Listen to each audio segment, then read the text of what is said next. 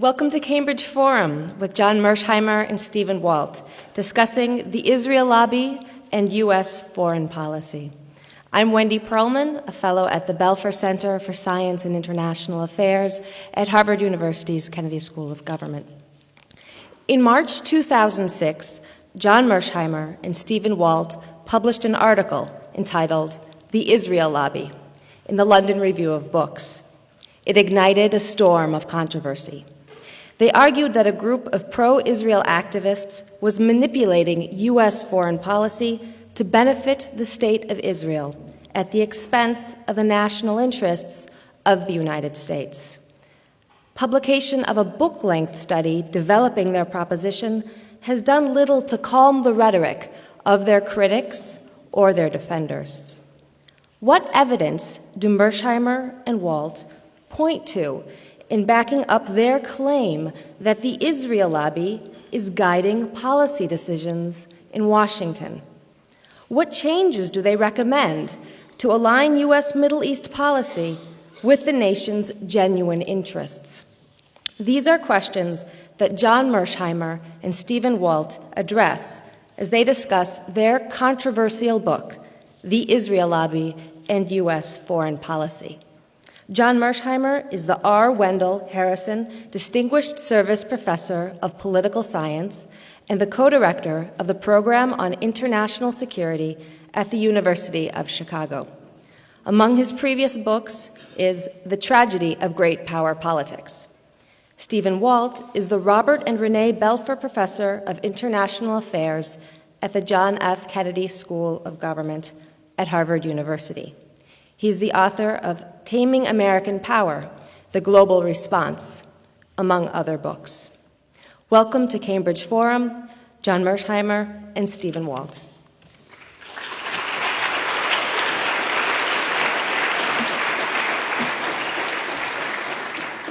Thank you, Wendy, for that very nice introduction, and thank you all for coming this evening.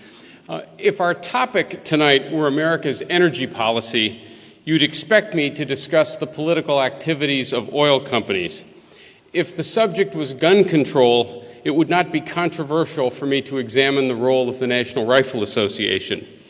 But if the topic is Middle East policy and you bring up the Israel lobby, you're grabbing the third rail with both hands. Now, this is partly because some pro-Israel groups are quick to attack anyone who questions the policies that they advocate. But it's also because this entire discussion takes place in the shadow of centuries of anti-Semitism, and that history shapes how people think about this issue.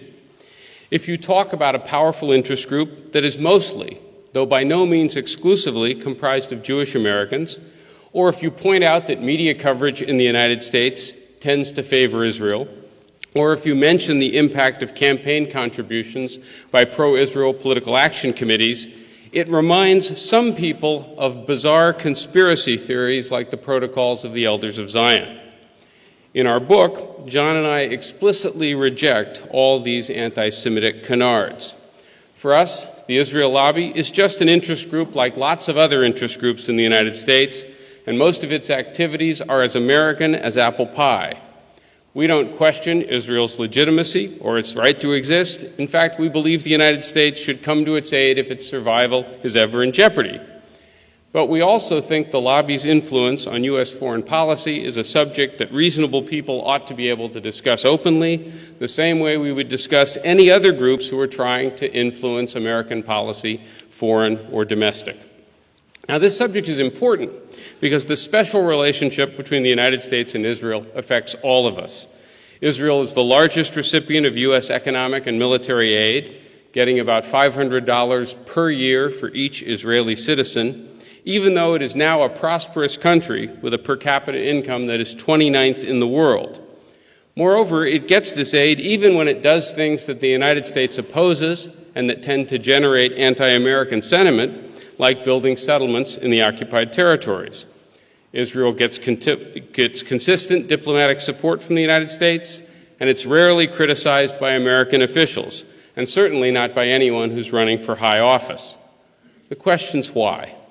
Now, the usual answer is that Israel is a strategic asset and a democracy that shares our values.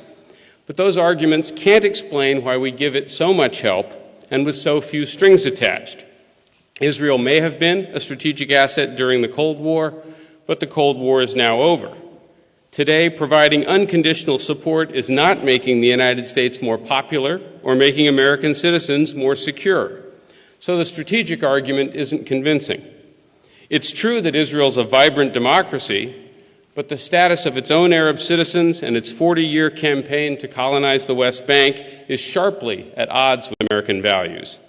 My point, by the way, is not that Israel acts worse than other countries, only that it doesn't act significantly better.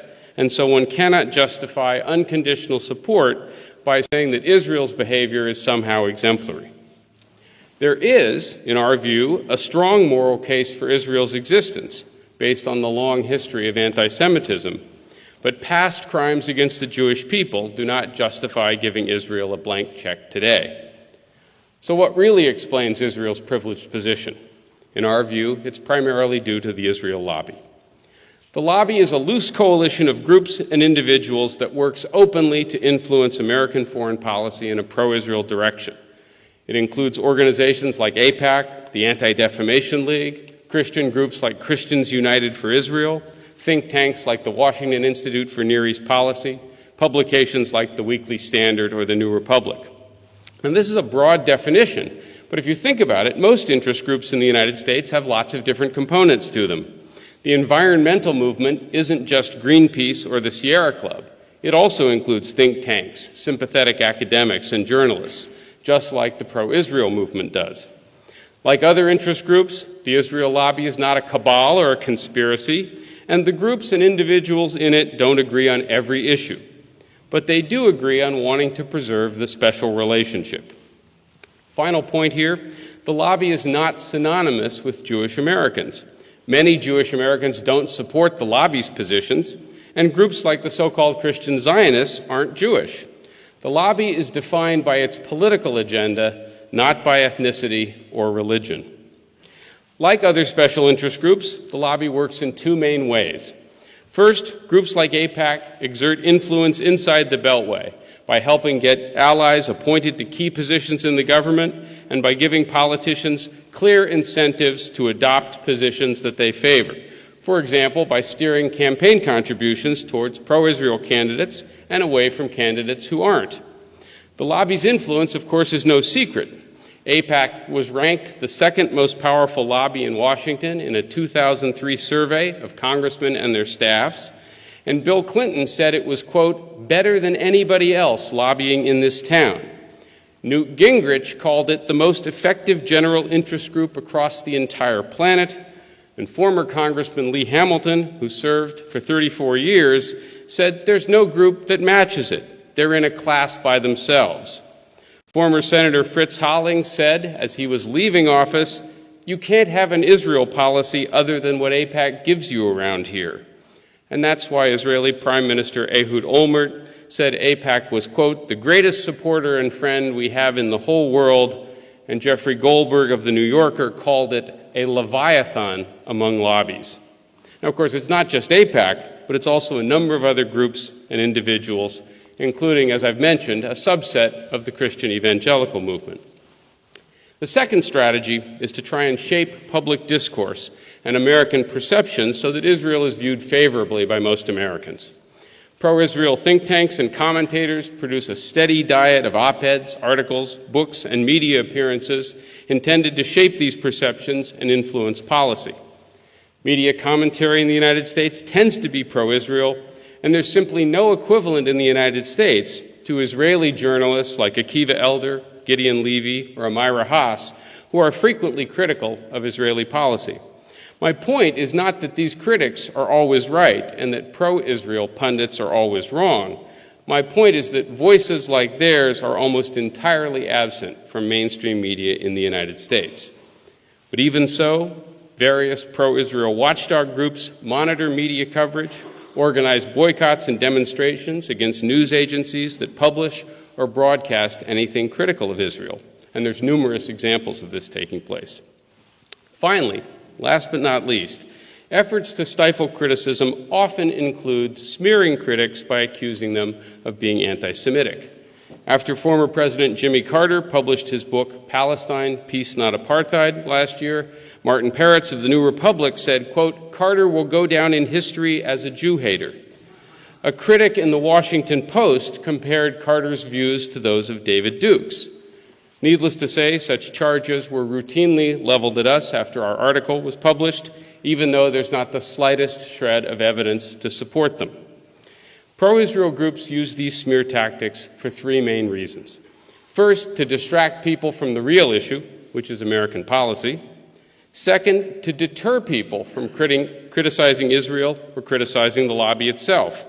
No sensible person wants to be labeled an anti-Semite, so some people just keep quiet. And finally, this tactic marginalizes people in the public arena. After all, what politician would want to associate with someone who's been accused, even falsely, of being anti-Semitic? This works especially well in the foreign policy community, where being critical of Israel will almost certainly get you into trouble professionally. What's the result of all of this? On this one issue, there's little serious debate in the United States, little serious debate about support for Israel, especially in Congress, even when it's obvious that American Middle East policy has gone badly off the rails and in ways that are harmful to the United States and to Israel alike. To illustrate that point, John is now going to describe the lobby's contribution to the Bush administration's decision to invade Iraq. Thank you very much.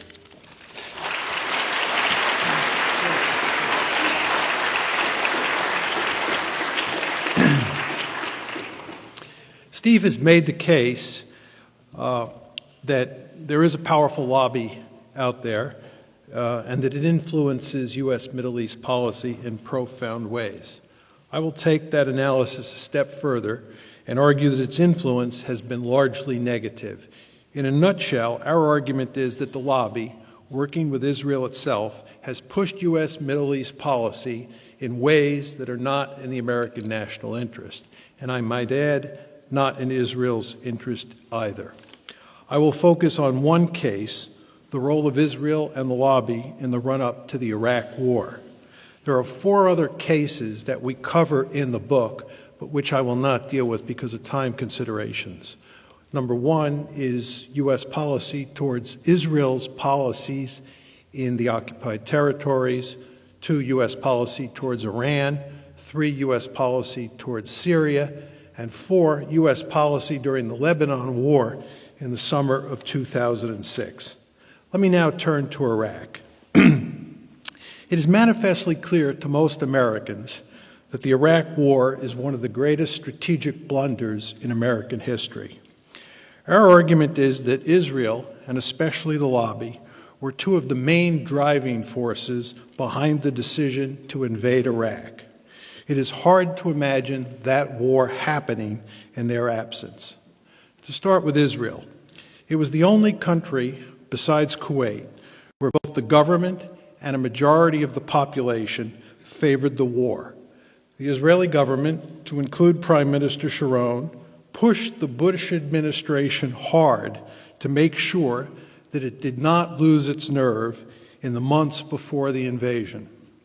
Other influential Israelis, like former Prime Ministers Ehud Barak and Benjamin Netanyahu, also implored the United States to take down Saddam. In fact, Israel was pushing so hard for war that its allies in the United States warned Israeli officials to damp down their rhetoric, lest it be seen as a war for Israel. I might also add that President Clinton said in 2006 that every Israeli politician I knew thought that Saddam was so great a threat that he should be removed even if he did not have WMD. The Israeli public was also solidly behind the war. According to a February 2003 poll, that's 1 month before the war started, 77.5% of Israelis said that they wanted the United States to attack Iraq. One sometimes hears the argument, as I'm sure many of you have, that Israel opposed the Iraq War and actually favored attacking Iran instead. There's no question that in early 2002, when the Israelis got wind that the Bush administration was thinking about attacking Iraq, that key Israeli officials went to Washington and made it clear that they thought that Iran was the greater enemy and that the Bush administration should focus on Tehran, not on Baghdad. It is important to emphasize, however, that Israel was not opposed to the U.S. toppling regimes in Iraq or Syria, two countries that Jerusalem considers mortal enemies. Israel simply wanted the United States to deal with Iran first. But once the Israelis realized that the war party intended to deal with Iran after it finished the job in Iraq, the Israelis enthusiastically embraced the idea of invading Iraq.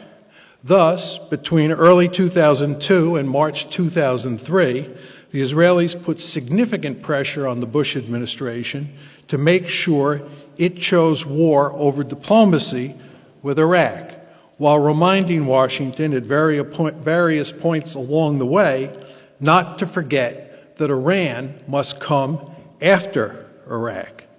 I might add that there is no evidence that Israel warned the United States that Iraq would turn into a quagmire.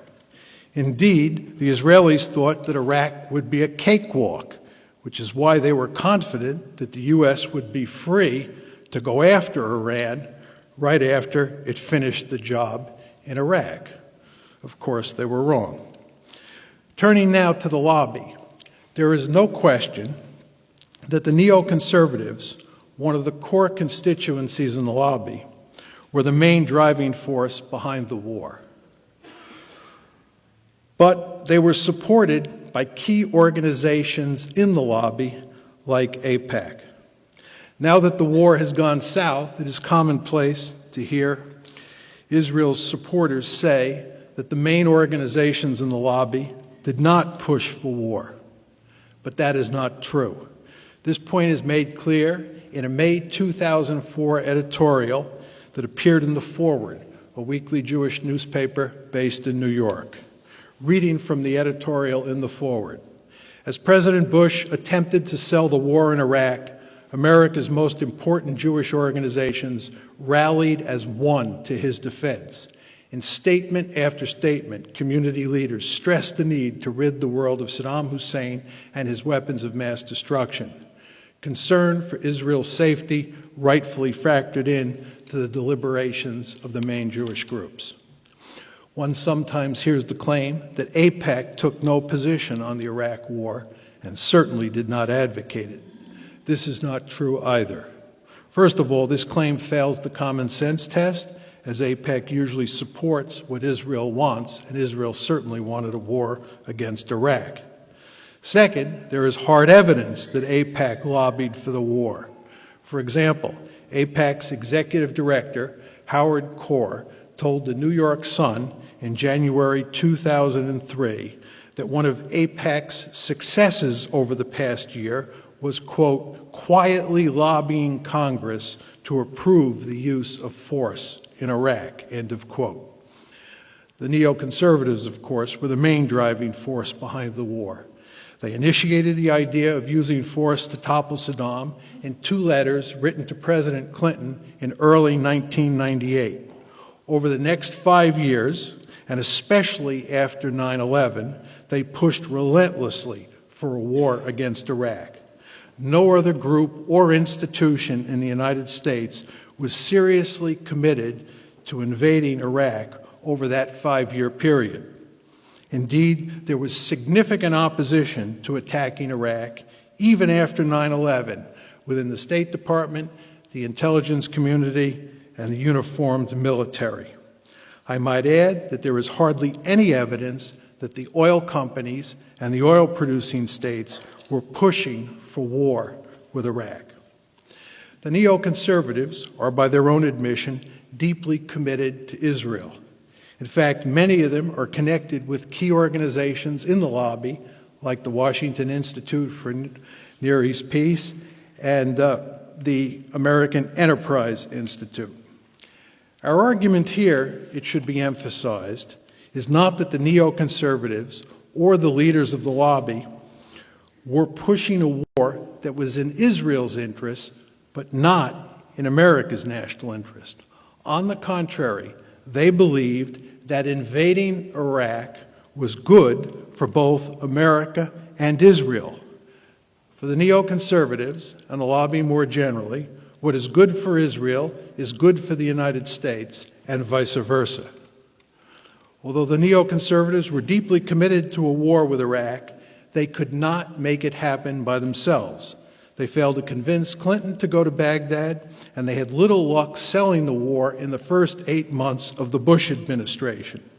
It was the events of 9/11 that created the circumstances where they could help convince President Bush and Vice President Cheney that invading Iraq was a good idea.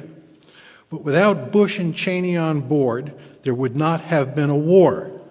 I might add that Steve and I believe that if Al Gore had been elected president in 2000, there would not have been an Iraq war. All of this is to say that the neoconservatives were necessary to have the war, but by themselves they could not make it happen. One final point is in order about Iraq. We are sometimes accused of saying that Iraq was a Jewish war. Nothing could be further from the truth. We pointed out in the book, as we did in the article, that polls taken before the war show that American Jews were 10% less supportive of the war than the general American public. Our argument is that the war was due in large part, not exclusively, it was due in large part to the influence of the Israel lobby, especially the neoconservatives within it. It's not the American Jewish community. And as Steve emphasized, the lobby is defined by its political agenda, not ethnicity or religion. Let me conclude with a brief word about what we think the U.S.-Israeli relationship should look like. To start, the United States should end its special relationship with Israel and treat it like a normal country. It should treat Israel the way it treats other democracies around the world, like Britain, France, Germany, Italy, and India. In practice, this means that when Israel is acting in ways that are consistent with the American national interest, Washington should back the Jewish state. But when Israel is acting in ways that harm U.S. interests, Washington should distance itself and use its considerable leverage to get Israel to change its behavior, the way it would do with any other country that was acting in ways that might hurt the United States. Regarding Israel's conflict with the Palestinians, the United States should act as an honest broker.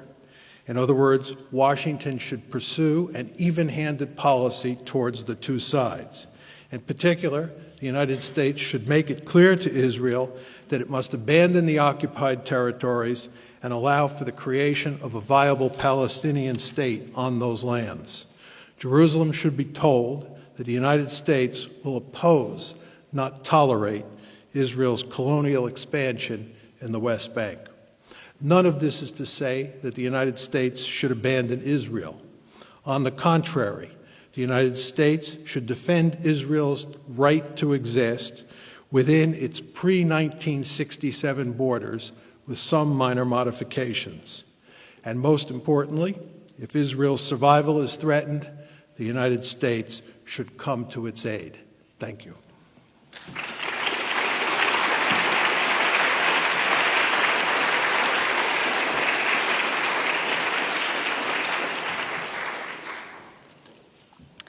You're joining us at Cambridge Forum, listening to John Mersheimer and Stephen Walt discussing the Israel lobby and U.S. foreign policy. So I get to ask the first question.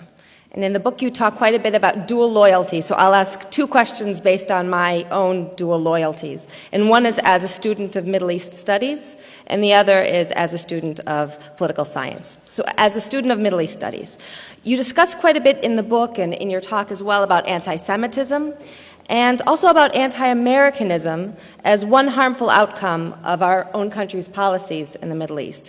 What you don't mention is anti-Arab or anti-Muslim sentiment that's so prevalent at these times in our country, especially after 9/11. Can you discuss how this anti-Arab, anti-Muslim sentiment relates to the Israel lobby either how it allows it to operate or how people perceive the lobby or any of the themes that you discuss in the book related to public discourse on Middle East politics and public decision-making. So that's the first question. The second question, which is more about the politics of it, is there's a tension in the book between what you discuss as the legitimate means of the lobby, and we currently say the legitimate means of interest group politics, as Steve said, is American pie, as American as American pie. Between these legitimate means and the destructive outcomes. So looking more largely at American politics, are you saying that there's something gone awry with this American pie? There's something deeply wrong with American politics in terms of the role of money in politics, the failure of separation of powers, the ability of small groups to dictate policy that harms the interests of the majority? Students of political science, this is a classic question of the problem of collective action. That what is rational for individual American politicians, obliging the lobby in order to get in office and stay there, is at odds with what is best for the United States as a whole. So how can these two be reconciled without some major overhaul of the American political system and the role of special interests in determining political policy? This is Steve Walt. I'm going to take the first question, and John will handle the second. Thank you, Wendy, for asking such easy questions. With respect to the first one on sort of the role of anti-Muslim or anti-Arab attitudes in the United States, which, when you think about it, aren't particularly surprising in the wake of September 11th, despite the efforts that many people have made to try and dampen those down. Let me just say a few things about it. One is, I think it's important to recognize that the Muslim world is quite heterogeneous, and the Muslim population in every country that I am familiar with is quite heterogeneous, in much the same way that I would argue that pro-Israel groups in the United States are also somewhat heterogeneous. Some of them say favoring a two-state solution, some of them being adamantly opposed, and it's important to recognize that heterogeneity. That said, I do think that some groups in the Israel lobby have encouraged, or some individuals have encouraged us to take a much more hostile view of the Muslim world than is warranted. People like Norman Podhoretz, who appear to be obsessed with Islamofascism, it seems to me, are encouraging us to see the entire Islamic world as fundamentally hostile to us, asking us to treat the entire Muslim world as though it is all just like and in full agreement with its worst, most extreme, most violent elements, with people like Osama bin Laden. You see this also in those who argue that anti-Americanism in the Arab and Islamic world is driven by some great cultural clash, that it's sort of what we are, what we stand for, rather than a reaction to American policy. This flies in the face of numerous public opinion surveys that show that anti-Americanism in every part of the world, but especially in the Arab and Islamic world, is driven not so much by cultural differences, but again by reactions to what they regard as unjust or conflictive American policies. Just one final point is, what we have to recognize here in the United States is that many of these reactions and these conflicts that we have, even with countries in those regions, is not based on some deep and irrational hatred of the United States. Again, it's based on what they regard as a real conflict of interest. For example, we now have a serious conflict with Iran over Iran's nuclear ambitions, but Iran is not seeking control of the nuclear fuel cycle and possibly seeking to get nuclear weapons because it has some deep religious or cultural conflict with the United States or even with the West. If any of us, it seems to me, were in Iran's position, we would be thinking seriously about wanting to have a nuclear deterrent, because after all, the world's most powerful country has declared that it wants regime change in that country. If I were Iran, I would be worrying about my own security, and I'd be thinking about getting a nuclear capability too. I should just add, I think Iran's nuclear ambitions are a problem, and a problem we ought to be addressing, but we ought to be addressing it by seeing it as a conflict of interest, not by assuming that the Muslim world is fundamentally hostile to us, not by assuming that there is some deep cultural clash, not by assuming that they hate us for what we are. Rather, it's much more what we do. This is John Mearsheimer, and I will take Wendy's second question. She pointed out that it seems to be the case that small groups using legitimate political means seem to have the ability to sometimes produce bad policy outcomes. I think that's true, and I think it's endemic to the American political system, as she hinted in her question. As most of you know, interest group politics have been at the heart of the American political system since the founding of this country. And in any political system where interest groups punch above their weight, what you're going to discover is that small groups of smart and well-organized and well-funded individuals can have an influence on policy that leads to outcomes that would not be the outcome of the body politic at large if it could vote. Let's just take the National Rifle Association and put aside the Israel lobby. If the American people could vote on gun control, there's no question that we'd have serious gun control legislation in this country. The reason that we don't have serious gun control legislation is because of the power of the National Rifle Association, which is a small and very powerful interest group. And the NRA, by the way, acts in legitimate ways. There's nothing conspiratorial about the NRA. It's not an organization that is acting in an unlawful way. It's playing the game of American politics in the same way that the AARP, the Farm Lobby, the Israel lobby, and the Cuban lobby play the game. But I would argue, and I know Steve agrees with me, that the gun control legislation that we don't have in this country is a bad policy outcome. I would argue that the farm policy that we have in this country is a bad outcome, and it's due in large part to the effect of these special interest groups. And Steve and I are basically arguing the same thing about the Israel lobby. It is pushing policies that we believe are not in America's interest or not in Israel's interest. But it's not because they're behaving like a cabal or a conspiracy or any of this kind of nonsense. It's because they're operating in a political system where sometimes interest groups produce outcomes that are not in the interest of the body politic as a whole. So what can be done about it? Oh, that's exactly, that was my last point. You hit the nail, this is John Mearsheimer again. Wendy hit the nail right on the head again. Nothing can be done about it unless we fundamentally alter the nature of the political system, which is not going to happen. The only thing that would matter on the margins, I think, is campaign finance reform. If we were to publicly fund all elections, it would take some of the power away from all of these interest groups. But I don't think that's going to happen either. So this is going to be the story of the game for the foreseeable future, whether you're talking about the NRA, the AARP, or the Cuban lobby. This is Steve Walt. I would just add to what John said, that we do think in sometimes you can correct policies that aren't optimal by getting a more open discussion of them in the body politic, and that's why we wrote this book. Welcome to Cambridge Forum as we continue our discussion with John Mearsheimer of the University of Chicago and Stephen Walt of the Kennedy School of Government at Harvard University, discussing the Israel lobby and U.S. foreign policy. At this point in the program, we'll take questions from the audience. Please line up, as many of you already have, at the microphone. No speeches, please, no long comments. Please be concise in respect for the many other people who also have questions. Thank you for this program. As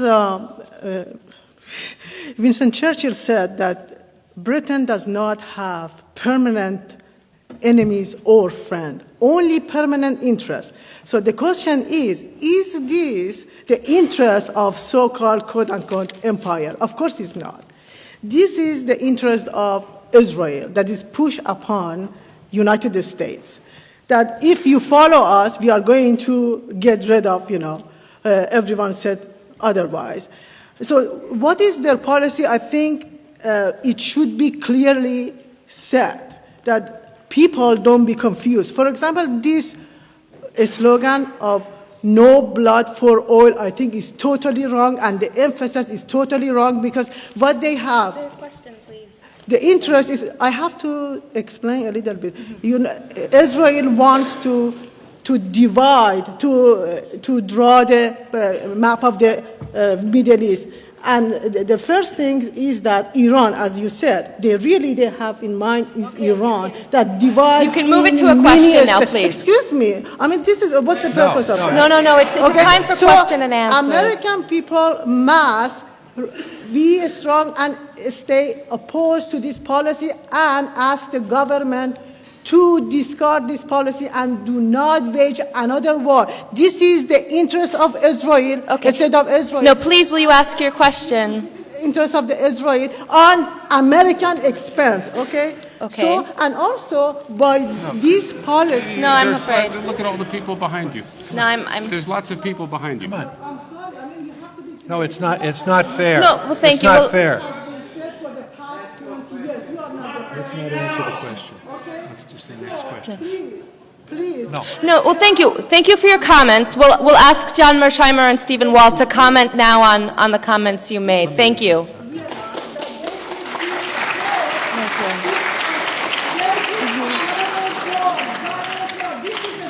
John and Steve, would you like to comment at all on? No, I think we should go to the next question. Okay, terrific. My question ends in a question mark.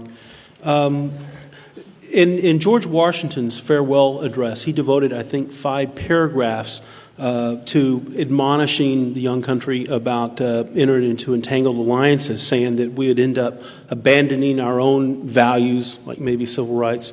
We would adopt the enemies of a country that we have no natural quarrel with. And so my question really is are we there yet? Is this an example of in your view, as academics, of what he was predicting? Thank you. Okay.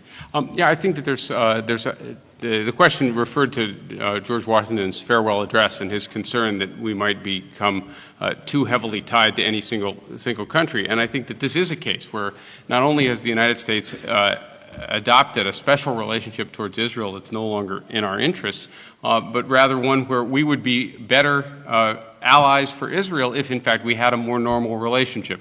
At the conclusion of the book, we actually talk explicitly about having a more normal relationship that was more conditional. And when you think about it, right, that's what a friend does for its friends. You don't support your friends unconditionally. When you think your friends are doing something that's not in your interest and not in their own interest, you tell them so and you try to persuade them to behave differently. Right now, because, in our view, the political influence of these various pro-Israel groups, it's become virtually impossible for American politicians to criticize Israel, to put any meaningful pressure on Israel, or even for foreign policy elites to have much of an open discussion of this subject. This is not good for the United States, but more importantly, it's not good for Israel because we're not able to be a good ally that can occasionally tell the Israelis when they're doing something that's not smart for them either.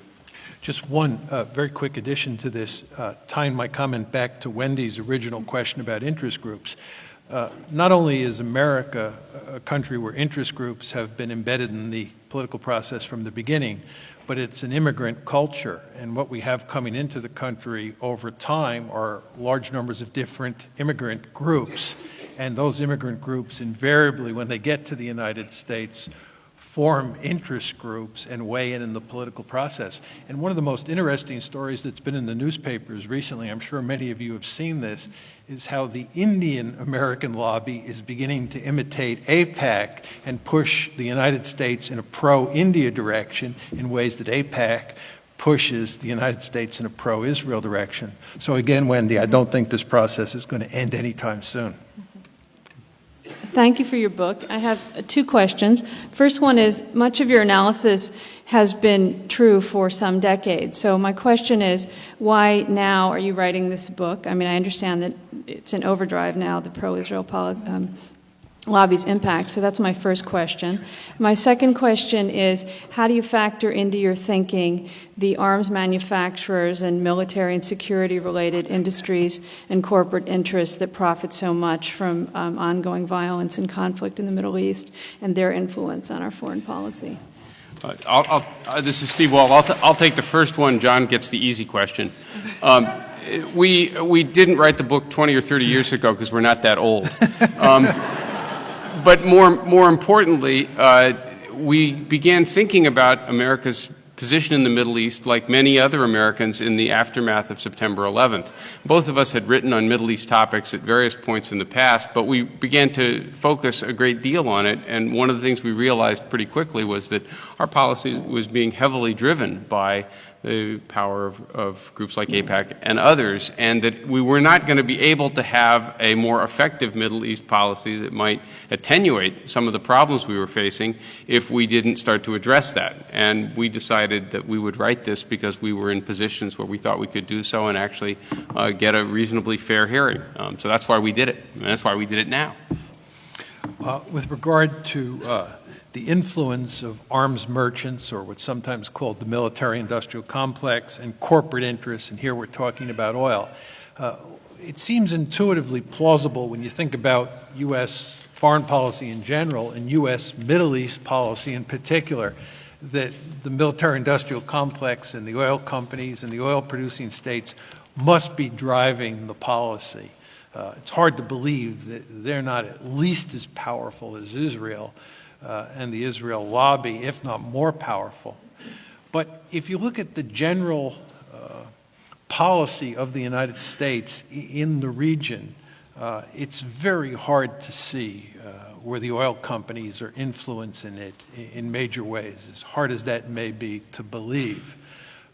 And in fact, I think you could make an argument that if the oil companies and the oil-producing states were driving U.S. Middle East policy, we would have a fundamentally different set of policies. First of all, we would not have invaded Iraq because, as you know, the oil companies want to jump in bed with Saddam Hussein and make money. The oil-producing states, save for maybe Kuwait, were not pushing for this war at all. In fact, they were trying to discourage the Bush administration from going to war. With regard to Iran, the oil companies are not clamoring for us to use military force against Iran. Again, they just want to make money, and if anything, they'd be calling for ending sanctions against Iran.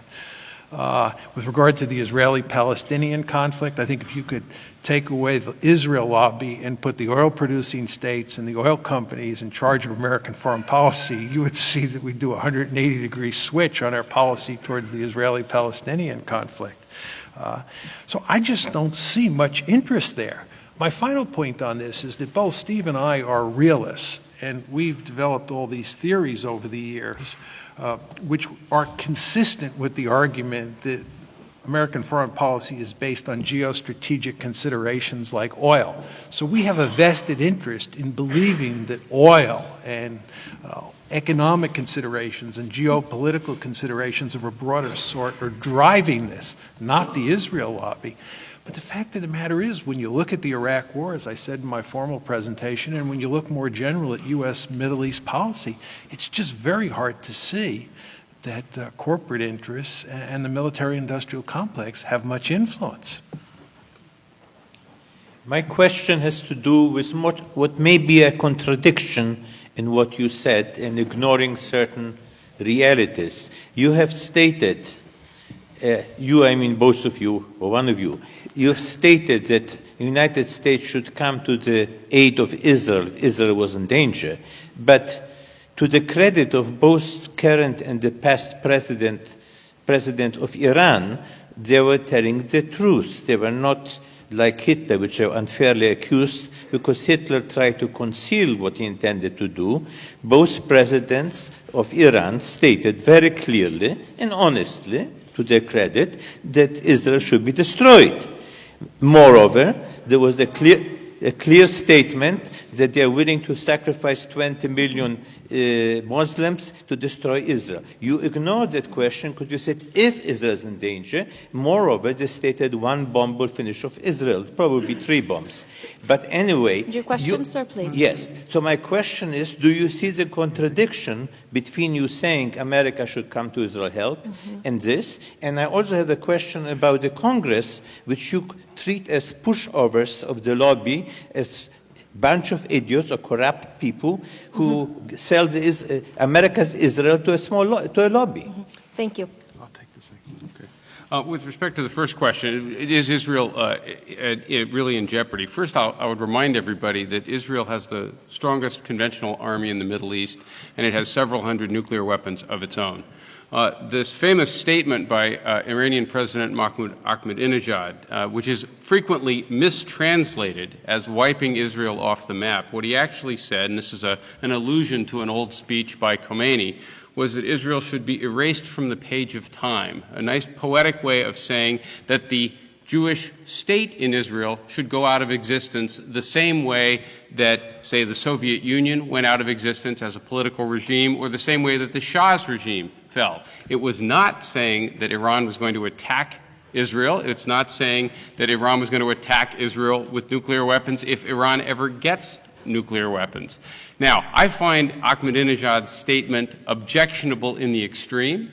I find his Holocaust denial even more bizarre and objectionable, but we ought to be clear on what he was saying. He was saying that he thinks the state should go out of existence and be replaced by some other kind of government there, not that he was not calling for the physical destruction of Israel.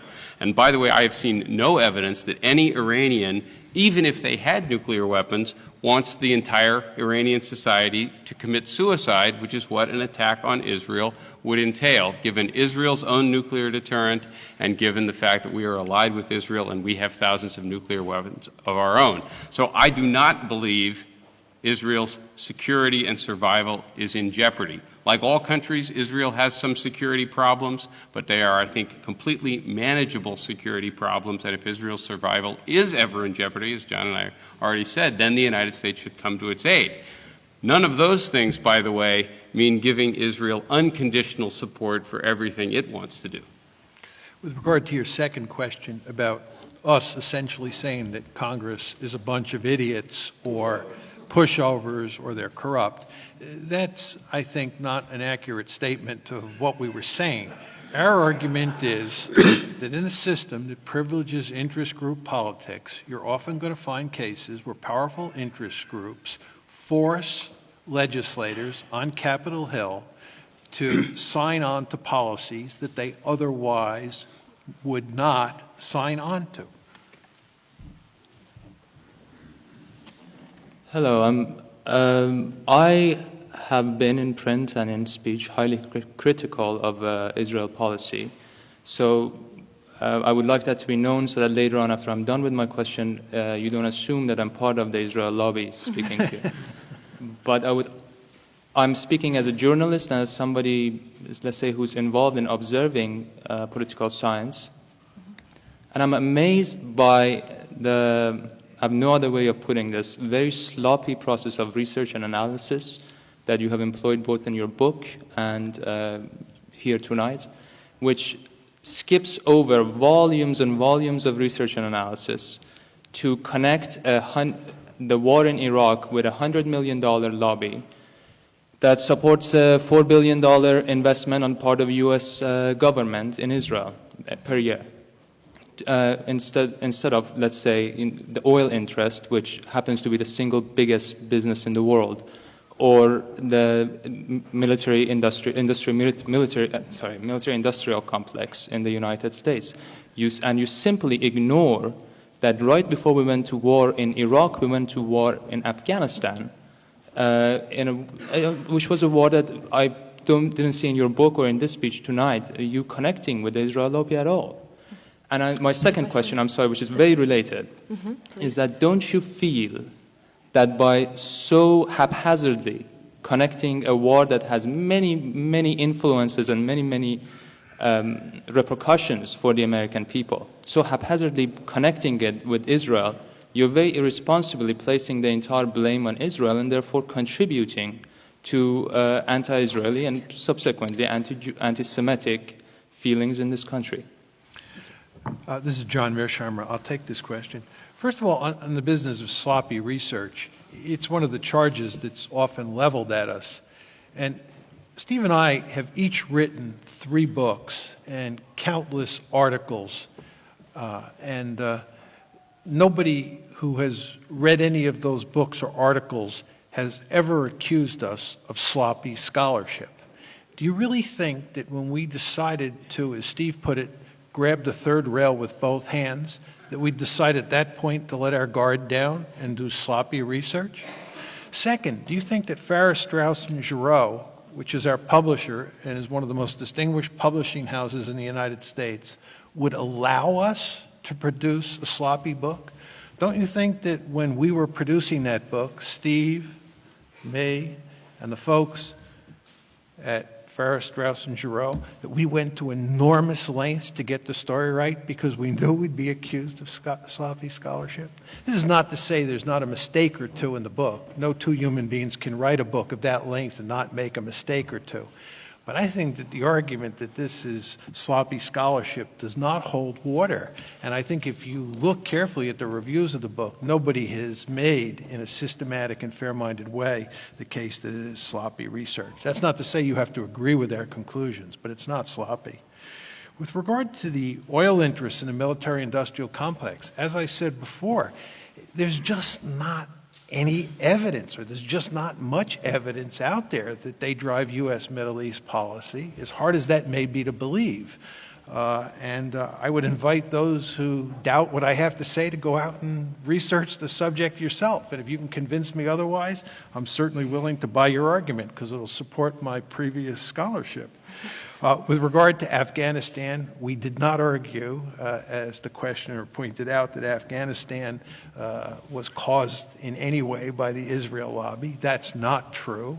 Not every war in American history was caused by the Israel lobby. We would not be foolish enough to make any such argument. And furthermore, we're not making the argument with regard to Iraq, to use the questioner's rhetoric, that the entire blame for that war rests on the lobby and on Israel. Our argument was that the lobby by itself could not make the war happen. President Bush and Vice President Cheney and Donald Rumsfeld, three individuals who are not in the Israel lobby, were necessary to make that war happen. I want to be perfectly clear on it. Our argument is that nevertheless, the lobby, especially the neoconservatives, were a main driving force behind that war. They were a necessary but not sufficient condition. And again, look at the book if you have any doubts about this. There is a lot of evidence to this effect. And a good number of people, including people like Philip Zelikow, who has worked for Condoleezza Rice, and Wesley Clark and former Senator Hollings, have said that the war was due in large part to the efforts of the Israel lobby. This is not that controversial an argument. And when you take into account that most Americans, especially those who were pushing for the war, like the neoconservatives, thought this was a cakewalk, it's not hard to understand why that's the case. My name is Michael Brower. I love to be a critic. I'm sorry I haven't yet read your book, so I have to be addressing your speeches tonight. And I sat there, and unfortunately, I couldn't find anything to disagree with or to criticize or to question except your language. And what I object to, and I want you to start thinking seriously about changing your language in one respect. Over and over again, you use the phrase neoconservatives and neocons, which is their own choice of language to put respectability on what they do, that inner group of 25 you spoke of. I submit, you don't have to buy my language, but please think of your own separate language. They're not conservatives, they're not neocons, they're reactionaries. They're radical reactionaries, and worse, they're imperialists. So my own term for them is incompetent imperialists.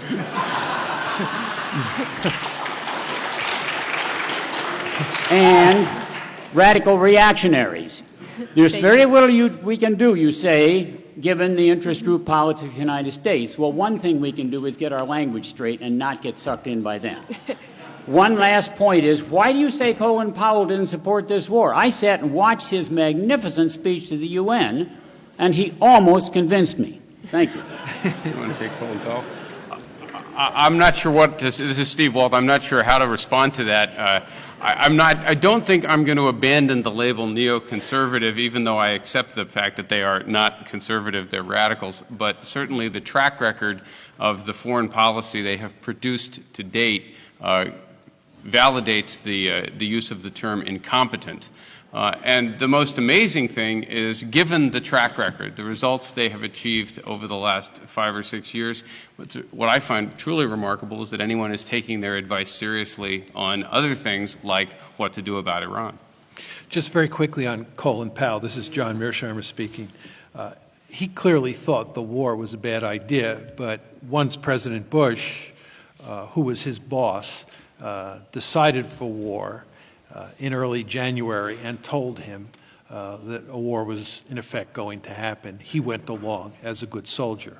One can argue that that's right or wrong, but I think that's effectively what happened.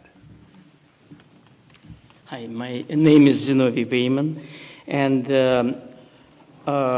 I know, and it's written in many books, that every people, every country deserves their government, especially here in this country, which is an elected government in the independent democracy of the United States. By the way, Israel is not an independent democracy.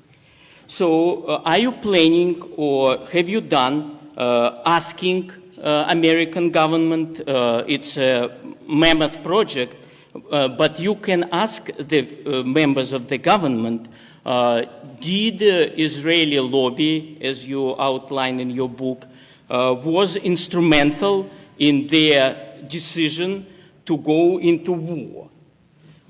It's one question. Second, Quickly, sir, please. Voltaire once wrote, if Jews would have their state, ever get their state, they would sell it. So you say that you are not anti-Israel and you are not anti-Jewish, you claim. But why do all anti-Semites and all anti-Israel bigots are in favor of your book? Okay, thank you. Thank you. I'll do the second. Okay. I'm not sure I understood the first question, but I'll give it a shot. We did talk to a number of people in Washington about this. Needless to say, there is a methodological issue. If you go to any politician in Washington and say, did you support the war of Iraq because of pressure from a domestic special interest group?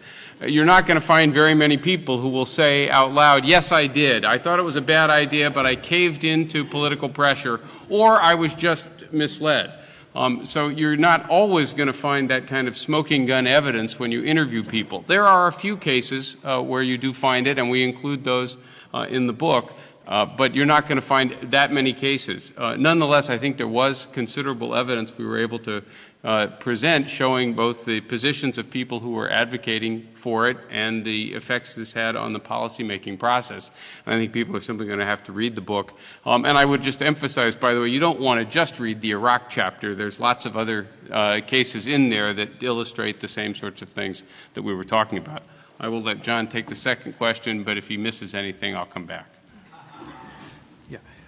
The second question had to do with why, to repeat the questioner's rhetoric, all anti-Israel bigots love our book.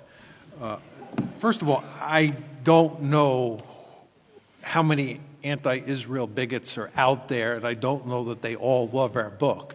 I think the good news is that there is not much anti-Semitism in the United States. There are not many David Dukes out there. But I want to be very clear that Steve and I condemn those anti-Semites, and we are troubled by the fact that they like our book. But the fact is anybody here who has written a book or an article knows you don't have any control over who likes your book or who dislikes your book. But I think that it is possible that many of these anti-Semites like our book, not because they've been reading our book, but because they've been reading the reviews of our book, which misrepresent the book. See, it's very important to understand that all sorts of reviewers of our book, and these are by and large people closely associated with the Israel lobby, say that we are accusing Jews in America of conducting a conspiracy or a cabal. Now, as Steve and I have made it perfectly clear, we are saying no such thing. But for some reason, our critics keep repeating that foolish argument. I can't understand why. I think that these people are just having real trouble reading the book. But nevertheless, you could understand how someone like David Duke, when he reads Abe Foxman's comments on our book, comes to the conclusion that we're making the sorts of arguments that David Duke loves to hear. But it's very important that you go away tonight realizing that we do not make any such arguments, and indeed we condemn the David Dukes of the world who make those foolish arguments about conspiracies and cabals. Thank you. We have just about 15 minutes left, so. It's been noted elsewhere on more than one occasion that the reaction to your book comes as much not only from what you said, but perhaps even more from the fact that you said it. It's one of these rare occasions where someone from within the establishment is saying things that many outside the establishment have been saying all along for many years. I noticed here tonight that you keep repeating that these policies are bad for the United States and Israel, but you never mention that they're even badder or worse for Palestinians. So it makes me wonder whether the doubts that are starting to creep into certain sectors of the establishment are based more on tactical considerations than they are on moral considerations. And what does this say not only about the moral turpitude of American foreign policy over the last half century in the Middle East, but of American foreign policy in general? Thank you. Yeah, I'll take a swing at that. I mean, John and I, as he's already indicated, are thought of as realists, and we're pretty comfortable talking about strategic interests. That's what we were trained to do. I am not a moral philosopher, so I don't consider myself to have. Excuse me, let me finish. Right now, so I don't consider myself to have any enormous expertise. That said, I think it's clear if you read our book that we are deeply troubled by actions both by the United States and by Israel and by some of Israel's adversaries that we regard as patently immoral. That we think the way the Palestinians have been treated is reprehensible. We think if Israel is entitled to its own state, then the Palestinians are entitled to their own state as well, and they certainly don't deserve 40 years of occupation, often involving quite brutal treatment. We think that that's a policy that's indefensible for the United States to be backing, and we tried to make that clear as well. I'd have to think a little bit longer about whether or not I wanted to sort of cast a grand moral condemnation on all of American foreign policy, but I'll just say the following. I think all countries, including all great powers, have done pretty horrible things, because I think we're all flawed as human beings, and the leaders of great countries make big mistakes sometimes, and sometimes those mistakes are deeply immoral, and Americans are not immune to that problem either. So again, I'm not going to say we're worse. I think in some respects, by the standards of great powers, the United States has done reasonably well, but we're by no means perfect. Can I just say a word or two, because this is John Mearsheimer, because it is an excellent question. As a realist, I believe that sometimes moral and strategic considerations are at odds. And in those cases, states invariably pursue what's in their strategic interests. In other words, strategic interests trump moral considerations. And there are plenty of examples of that in American foreign policy over time, which would be grist for your mill. But what's very interesting, in my opinion, about this particular case, and here we're talking about American policy towards Israel and the Palestinians, is that it is a beautiful case where strategic imperatives and moral imperatives are lined up. It's in America's strategic interest, and Steve and I also believe it's in Israel's strategic interest, to end the occupation and create a viable Palestinian state. It is also, as you alluded to, the morally correct thing to do, both for the United States and for Israel. This occupation is a strategic and moral disaster for Israel, even more so for Israel than it is for the United States. So this is a case. Yeah, I was going to get to that. You're 100% correct. You're 100% correct on that. Thank you.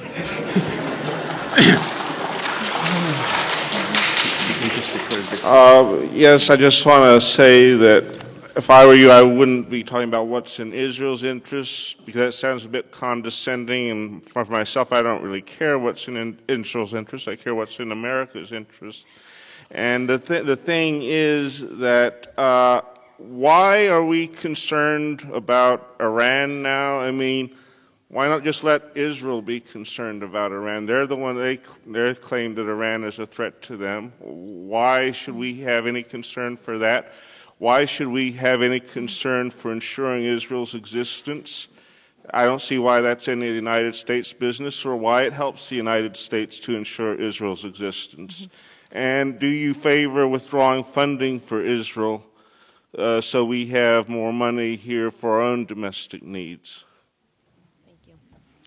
I'll take part of that question. This is Steve Walt, and John will take the parts I leave out. I think I'm going to leave the Iran question. Here, we, in our book, focus primarily on the American national interest, but we talk at times about these policies not being in Israel's interest because we recognize that many Americans do have a strong attachment to Israel. And as an immigrant society, as John alluded to a while back, many Americans have attachments to countries, other countries, in addition to the United States. Doesn't mean they're disloyal. It just means that for various different reasons, they also feel strongly about some other country, and that's perfectly fine. It's perfectly fine to manifest that kind of an attachment in politics. And what we want people who are ardently attached to Israel, as well as being loyal to the United States, to think about is whether or not the policies that some of them have been advocating have been good for Israel. Right? We can make the arguments they've not been good for us, but we also believe that they've not been good for Israel as well. And we want to plant that thought in people's minds and, again, make that part of the conversation as well. On the question of American support for Israel, I think it ought to be conditional on Israeli politics. They don't need the support nearly as much as they might once have needed it. One could argue how much it was ever needed, but as I indicated in my remarks, Israel is now a relatively prosperous country, and it will be even more prosperous once it has a final peace settlement with the Palestinians and with the rest of its neighbors. So it no longer, I think, needs the $3 to $4 billion a year that it gets as aid from the American taxpayer, and I would like to see that gradually decline. Not cut it off instantly, but I would like to see it gradually decline over a period of years as part of, again, a final peace settlement there.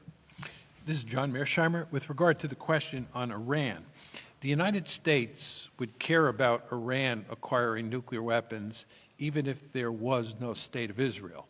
And there are two reasons for that. One is that we care greatly about nuclear proliferation. In particular, we care greatly about limiting nuclear proliferation.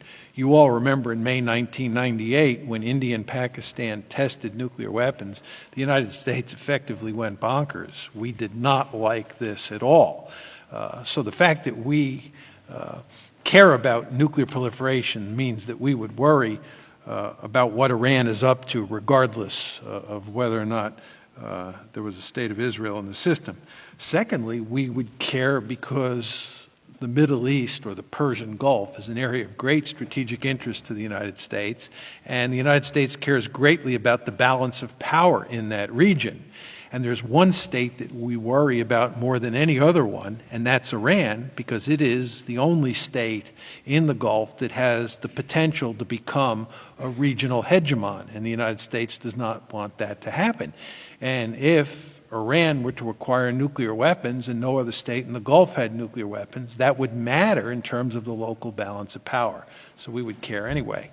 Where Israel really comes into play on the Iranian nuclear issue is that both the state of Israel itself and large portions of the lobby are the main driving forces behind using military force to deal with the Iranian nuclear problem. This is a situation that's somewhat analogous to what we saw in the run-up to the Iraq War. It's basically the same cast of characters who are pushing for going to war against Iran, who are pushing for going to war against Iraq. And I believe that if you could take Israeli pressure and pressure from the lobby, especially the neoconservatives, out of the equation, there would be very little talk in the United States today about using military force against Iran, and that would certainly be all for the good. My name is Mark Sersnaki. I'm from Norwood. I'm a naturalized American citizen. And the reason I reached out for your book is that my son was in Iraq in 2003. And I and my wife spent many a sleepless, agonizing night, just thinking, why he could die. He didn't die. He's now out of military. So thank you for this book, gentlemen. But I have one practical question. I'm an engineer, by the way. In your conclusions, you ask a fundamental question: what needs to be done? And I'm asking you as a citizen, how should I vote? Because if I have to choose between Rudy Giuliani and Norman Podhoretz and Hillary Clinton, I see it's hopeless. It's hopeless. Our country, I don't want to make a statement, but our country is losing moral compass. If we look at these atrocities which were committed, and we see what's going on. Tell me, please, how should I vote? Thank you.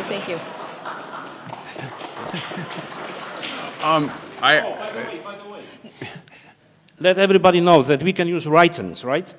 We can use write-ins. We don't have to choose candidates which are like in my previous communist countries were given to me.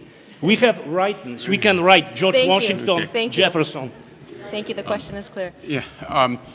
I'm tempted, given some of the reactions to our book, to endorse the candidate I want not to win, and hope that gets that particular candidate in trouble. I'm actually not going to endorse a candidate. I don't know if John's going to want to or not, but I think if the argument of our book is basically right, it's not going to matter which of the, let's call the mainstream candidates wins, that American Middle East policy will continue to be heavily shaped by these institutions and organizations until we get a broader range of opinion represented on these subjects and until some of these organizations get a little less influence.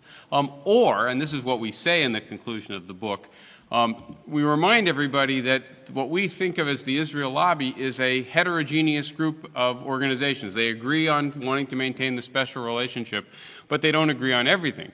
One of the big problems now is that many of the policies that the most influential and powerful organizations in the lobby are pushing are some of the more hardline and extreme ones. And there are more moderate groups within the so-called Israel lobby or pro-Israel community whose views are much more sensible.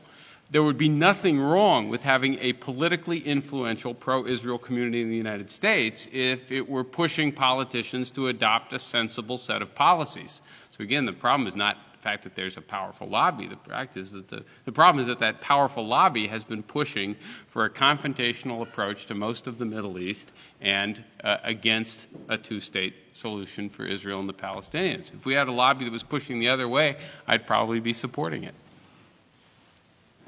Sir. Hi. I was at your presentation at MIT earlier this month and asked a question that you either failed or refused to answer, and I want to ask it again because I think it gets to the heart of what this discussion is actually about. Do you believe it is possible for somebody in good faith, in good conscience, who is looking at the evidence to come to a different conclusion about what U.S. policy ought to be? Of course. Then sure. What's the point of your book? Are you asserting that the people who are in favor of a policy that's different from yours are acting in bad faith? No, we think they're wrong, but they're not acting in bad faith. No, listen. This is America where we debate policies, we debate disagreements, and we see who can win the debate. One of our objections is that there hasn't been much of a debate on this policy in the United States because any time people try to raise this, they immediately get accused of being anti-Semitic. Right? So we haven't had much of an open discourse in the United States. We don't have very many people representing the Palestinian views on the pages of the New York Times or the Washington Post. Right? Jimmy Carter is one example, and look what happened to Jimmy Carter. Right? Jimmy Carter gets accused of being a Jew hater. Right? So. But we do not believe our critics are acting in bad faith. We think they're wrong. And Jimmy Carter didn't pursue the policy that you're advocating when he was president. And George Bush Sr. didn't pursue the policy that you're advocating when he was president. And President Eisenhower didn't pursue what is your point? policy. But what is your point? The point is that you're claiming that this policy hasn't been pursued, yet at least 3 presidents have tried it. They've all failed. Actually, if you look at Shlomo Ben-Ami's book, Scars of War, Wounds of Peace, he's the former Israeli foreign minister, he points out that the 2 presidents who made the greatest contribution to Israeli-Arab peace were Jimmy Carter and George Bush the Elder. And this is Ben-Ami, not me saying it, he says they were successful in doing this because they were willing to take on the Israel lobby. So, yes, we agree with you. If more presidents were willing to take on the Israel lobby, we'd actually make more progress towards peace. That's certainly what Ben-Ami was arguing. And we're just about out of time, so I think this will have to be our last question. First of all, I'd like a little bit of, can you hear me? I'd like a little bit of clarification. I don't speak Farsi or read Farsi. I've read numerous translations of President, I use that term advisedly, Ahmadinejad of Iran, in his comments about wiping Israel off the map. I assume you speak Farsi and read Farsi fluently. But considering the fact that his remarks came at the confluence of installing 3,000 centrifuges to produce fissionable material, his Holocaust denial conference, and preceding his presidency, the moderate President Rafsanjani's nuclear threats against Israel as well, I'm a bit puzzled by your absolute certainty that this was not an ominous and existential threat from the Mad Mullah of Tehran. That's number one. Could you just specify what the nuclear threats against Israel were? Yes. I refer anybody here to Google Rafsanjani, Israel, and nuclear, and you will find specific ominous nuclear threats that the former president of Iran made against Israel. You can check it. But secondly, my second question is, and I want to be brief. We're just about out of time. How do you explain the very broad trashing of your book by respected analysts from journals as diverse as the New York Times, the New Yorker, the New Republic, and institutions like the Council on Foreign Relations, which by no stretch of the imagination can be considered pro-Israel or neoconservative? Thank you, sir.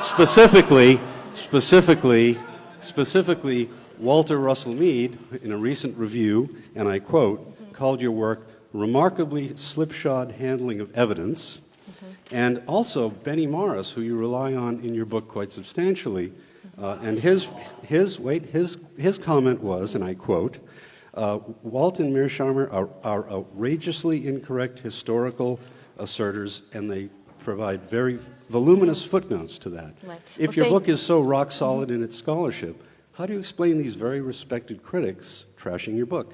Thank you. I'll take the second one. Yeah. With respect to... please, ma'am, please. I think the question was directed at us. With respect to Ahmadinejad...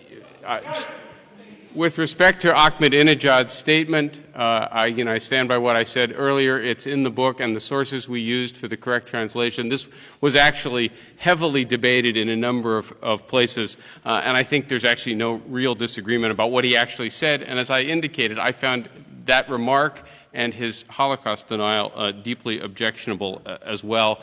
I already also indicated that I think it's easy to understand Iran's interest in a nuclear capability given the strategic environment that it faces, and I don't think this is based on the ambition to one day launch nuclear bombs at Israel. John's going to take the other question. With regard to the gentleman's comments about the negative reviews of our work in the United States, there's no question that the book has gotten almost universal condemnation here in the United States. And the response to the article, which came out in March 2006, was not much different. First of all, with regard to the article, Steve and I wrote an 80-page response to all the criticisms that were laid out by individuals like Benny Morris, who the questioner referenced in his comments. And for anyone who is interested in reading our responses, you can go to the website that FSG has established for our book. And setting the record straight is there. And I believe we set up and knocked down virtually all of those criticisms, including Benny Morris's. That's, by the way, that's www.israellobbybook.com. Right. So we dealt with the sort of first wave of criticisms. With regard to the more recent ones, anybody who reads our book would predict that we would be clobbered in the United States and that we would get actually quite good reviews outside of the United States. And surprise of surprises, that's almost exactly what's happened. We get clobbered everywhere, or almost everywhere, in the United States. And I would say that we've gotten about 8 major reviews in Britain, and 7 of them are very positive, and 1 of them is so-so, but nothing like the United States. And where is the best, the most favorable review we got? Where did that come from? It comes from Israel itself. It's written by Yuri Avnery, who's actually invited us to Israel, and we plan to go there this spring. It's called 2 Nights and a Dragon, and you can Google it and read it. Furthermore, 2 of the best reviews we've gotten have been in Haaretz, the New York Times of Israel. Daniel Levy's review in Haaretz is long and very favorable. M.J. Rosenberg has also written a piece in Haaretz that is very favorable.